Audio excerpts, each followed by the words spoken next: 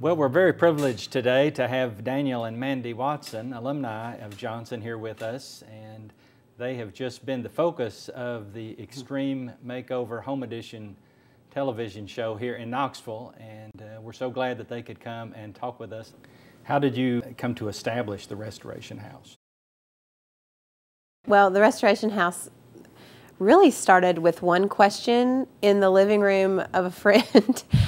Mark Nelson, who is the minister at the church we attend, Crossings, he asked the question. It was kind of just an icebreaker question. Yeah. I don't think it was meant to like change everybody's life, but he said, if you could do one thing, no holds barred, no limitations, what would you do? I said, well, I think I would buy a large piece of property, adopt a bunch of kids, and run a ministry out of my home.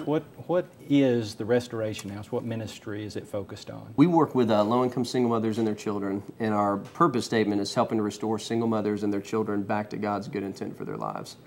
And for us, it's all centered on this idea that we all have four relationships. We all have a relationship with God, we all have a relationship with self, we all have a relationship with other people in our life, and we all have a relationship with the rest of creation. And so our ultimate purpose in the Restoration House is helping single mothers and their children be restored in all four areas of those relationships. What was your greatest concern about being selected, and how did you prepare for that? My greatest concern about being selected is there was two actually. One, that they would make the story more about our family than the work that we do, which we told them all throughout the process. If this is about the Watson family primarily, then we don't want to be a part of that. And I think they really honored that. Mm-hmm. And then the second number one concern that I had is that the families of the Restoration House would feel exploited. We didn't want them to ever feel like this was something that was being done so we could get a home. We've tried a lot of our life to try to give our lives away to other people, and to now all of a sudden be the recipient instead of the giver is a different place to be. You know, some of us were sitting around thinking, you know, wow, I wonder how, you know, maybe we can be involved in this in some way. We didn't think that there would be any better way that we could participate than giving scholarships for Atlee, Ava, and Silas. A donor came alongside us too to establish a scholarship fund for the Restoration House families that's actually named the Daniel and Mandy Watson Restoration House Scholarship Fund. Yes. Now, Daniel, there was, you know, I got to be at the reveal. Right. And, you know, after the bus moved and everybody shared a few things, you know, you turned around and you shared something that I really appreciated. Do you remember what you said? I do. Mandy and I, going out through the whole process, you know, we're thinking, you know, what's so great about our story?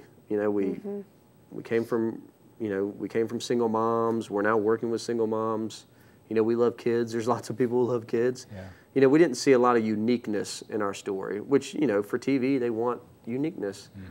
And became aware that the show always talks about this as a home being built for a deserving family. That's how they describe it. That's how ABC describes it.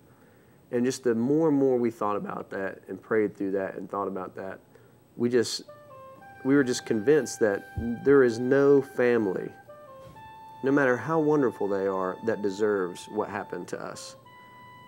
I mean, there's no family who deserves 4,500 people sweeping you off and spending 7 days in the mud, destroying your home and building something that you could never imagine, not only for you, but for the families you've given your life to. Nobody deserves that. And to me, that's what's so wonderful about it. Because if we did deserve it, in some ways, it would be owed to us. And nobody owes us anything. You know, we've not done the work that we do because somehow we should get something back. And to me, that's grace. I mean, that's the grace that God affords us, that Christ affords us, is that, you know, we don't deserve His love, but He gives it to us freely anyway. And to me, that was what's so special about this experience for us, is we didn't deserve it, and it is a gift, and we want to receive that gift really well.